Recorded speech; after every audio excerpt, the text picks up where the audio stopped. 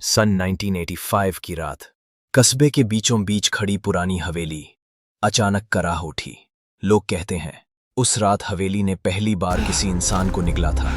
गली के कुत्ते पूरी रात भौंकते रहे, लेकिन किसी ने दरवाजा खोलने की हिम्मत नहीं की।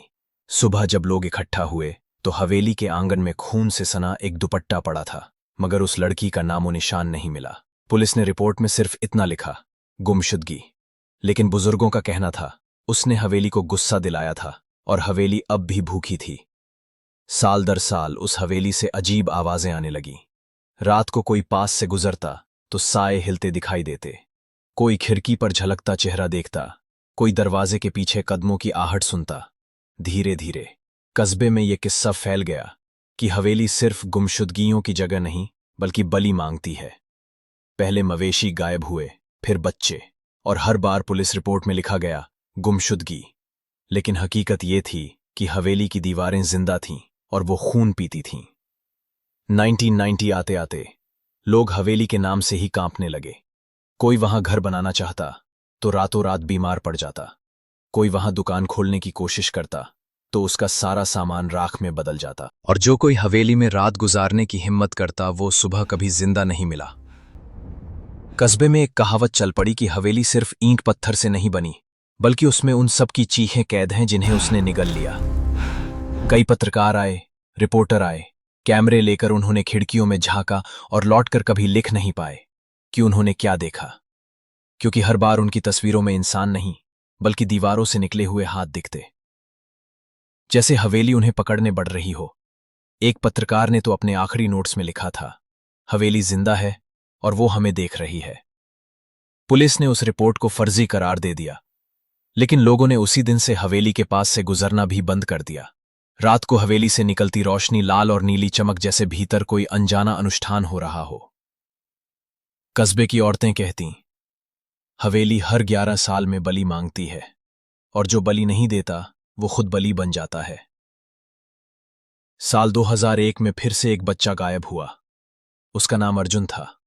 पूरे कस्बे ने खोजा, लेकिन सिर्फ उसका खिलौना बंदर हवेली के दरवाजे पर पड़ा मिला। पुलिस ने जांच बंद कर दी, लेकिन उस बच्चे की मां अब भी कहती है वो हवेली की दीवारों में अपने बेटे की आवाज सुनती है। धीरे धीरे हवेली का डर पूरे इलाके में फैल गया, यहां तक कि आसपास के गांवों में भी कहा जाने लगा, हवेली सिर्फ एक इमारत नहीं बल्कि एक शापित जिंदा शरीर है और वो हर इंसान से बदला ले रही है। बदला क्योंकि बहुत साल पहले किसी ने उसमें छुपा खजाना निकालने की कोशिश की थी और हवेली ने उस लालच की सजा पूरी पीढ़ियों को दी है।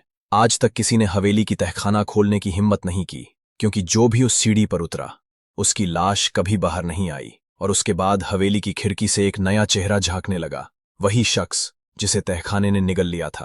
कहते हैं हवेली किसी से भी ज्यादा धैर्यवान है। वो इंतजार करती है और फिर अपना शिकार खुद चुनती है, और अब हवेली फिर से जाग उठी है। साल 2012 कस्बे ने राहत की सांस ली थी। 11 साल पूरे हो चुके थे और इस बार कोई गायब नहीं हुआ। लोग सोचने लगे शायद हवेली का श्राप अब टूट गया है। लेकिन तभी सावन की एक रात कस्बे का एक युवक रोहित अपने दोस्तों के साथ शर्त हारकर हवेली में चला गया। दोस्तों ने सोचा ये बस एक मजाक है, लेकिन वो रात आखिरी बार थी जब किसी ने रोहित को जिंदा देखा। सुबह जब पुलिस अंदर गई तो उन्हें सिर्फ एक टूटा कैमरा मिला। कैमरे की रिकॉर्डिंग जब चलाई गई तो आखिरी फ्रेम में रोहित का चेहरा था। उसकी आंखें चौड़ी, जैसे किसी अनदेखी चीज को घूर रही हों, और उसके पीछे दीवार से निकलते हुए हाथ जैसे पत्थर किसी जीवित शरीर में बदल गया हो। पुलिस ने सबूत जब्त किए, लेकिन उस रिकॉर्डिंग को कभी सार्वजनिक नहीं किया। कस्बे में अफवाह फैल गई कि हवेली अब और ज्यादा खून मांग रही है। बुजुर्ग कहने लगे, हवेली का तहखाना सिर्फ पत्थरों का नहीं बल्कि खोपड़ियों और हड्डियों का ढेर है, और हर 11वीं बलि के बाद तहखाने की गहराई बढ़ जाती है। 2015 में कस्बे में एक नई सड़क बनने लगी जो हवेली के बिल्कुल पास से निकलनी थी। मजदूरों ने काम शुरू किया, लेकिन जो भी मजदूर हवेली की दीवार के पास आया उसकी तबीयत बिगड़ गई। कोई खून की उल्टियां करने लगा, कोई रात भर चीखता रहा, और कुछ तो ऐसे गायब हुए कि उनकी झलक तक नहीं मिली। ठेकेदार ने काम रोक दिया और सड़क अधूरी रह गई। हवेली ने फिर से साबित किया कि वो जिंदा है और उसके पास आने की सजा सिर्फ मौत है। 2018 की बात है। कुछ कॉलेज के लड़के जो भूतों को चुनौती मानते थे उन्होंने हवेली में लाइव स्ट्रीम करने की कोशिश की। मोबाइल कैमरे पर शुरुआत में कुछ नहीं दिखा, लेकिन जैसे ही उन्होंने तहखाने की सीढ़ियों पर कदम रखा, स्क्रीन काली हो गई और सिर्फ एक आवाज गूंजी, हाफती हुई, घुटती हुई, जैसे कोई गले में फंसा हो। अगले दिन उनका मोबाइल बरामद हुआ, तहखाने की पहली सीढ़ी पर पड़ा, लेकिन लड़के कभी वापस नहीं आए। और उसी दिन से हवेली की खिड़की पर 4 नए चेहरे दिखने लगे, जैसे दीवारों में उनकी आत्माएं कैद हो गई हों। कस्बे के लोग अब यकीन करने लगे थे कि हवेली सिर्फ खून ही नहीं, आत्माएं भी निगलती है, और वो हर आत्मा को अपने साथ जोड़ लेती है। हर बलि हवेली को और शक्तिशाली बना देती है, और हर मौत उसकी नींव को और गहरा कर देती है। साल 2021 में एक इतिहासकार प्रोफेसर अग्रवाल हवेली की असलियत जानने आए। उन्होंने पुराने दस्तावेज खंगाले और पाया कि ये हवेली मुगल काल में बनी थी। कहा जाता है कि इसे एक तांत्रिक ने बनवाया था, और इसकी नींव में सिर्फ ईंट और पत्थर नहीं, बल्कि इंसानी बलि की हड्डियां भी रखी गई थीं। हर ईंट के साथ एक जान, हर दीवार के साथ एक आत्मा, और तांत्रिक ने हवेली को एक जिंदा शरीर बना दिया था। प्रोफेसर ने यह भी लिखा कि हवेली का श्राप हर 11 साल में जागता है, और तब तक जागा रहेगा जब तक उसका तहखाना पूरी तरह भर नहीं जाता। प्रोफेसर ने तहखाने का नक्शा बनाने की कोशिश की, लेकिन नक्शे में सीढ़ियां कहीं जाती ही नहीं दिखीं, जैसे कागज पर ही अंधेरा छा गया हो। अगले हफ्ते प्रोफेसर गायब हो गए, और उनकी डायरी हवेली के बाहर पाई गई। उसमें आखिरी पंक्ति थी, हवेली जिंदा है और मैं अब उसका हिस्सा हूं। इसके बाद कस्बा पूरी तरह सहम गया। लोग घर बेचकर दूर जाने लगे, लेकिन जो भी कस्बा छोड़ता उसके साथ हादसा हो जाता। कोई सड़क दुर्घटना में मर जाता, कोई घर में जलकर, और कोई बिना वजह लापता हो जाता।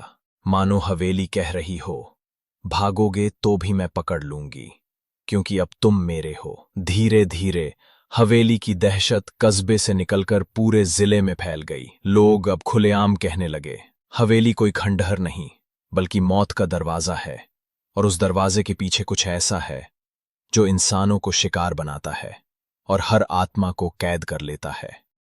और अब 2023 आते आते हवेली फिर से 11वीं बलि के इंतजार में थी। साल 2023 की सर्द रातें कस्बे को और भी खामोश कर रही थीं। लोग डरते डरते दिन गिन रहे थे, क्योंकि सबको पता था 11 साल पूरे होने वाले हैं। हवेली फिर से जागने वाली है, और इस बार कौन बलि बनेगा ये कोई नहीं जानता था। कस्बे के बीचों बीच अजीब घटनाएं होने लगीं। बच्चों के खिलौने अपने आप चलने लगे, बंद दरवाजे अपने आप खुलने लगे, और रात को हवा में किसी औरत के गाने की आवाज गूंजने लगी, जैसे कोई अंदर से पुकार रहा हो। लेकिन जो भी उस आवाज का पीछा करता वापस नहीं लौटता। तभी कस्बे में नया पुलिस इंस्पेक्टर आया। नाम था विक्रम। उसने हवेली के किस्सों को अंधविश्वास मानकर जांच शुरू की।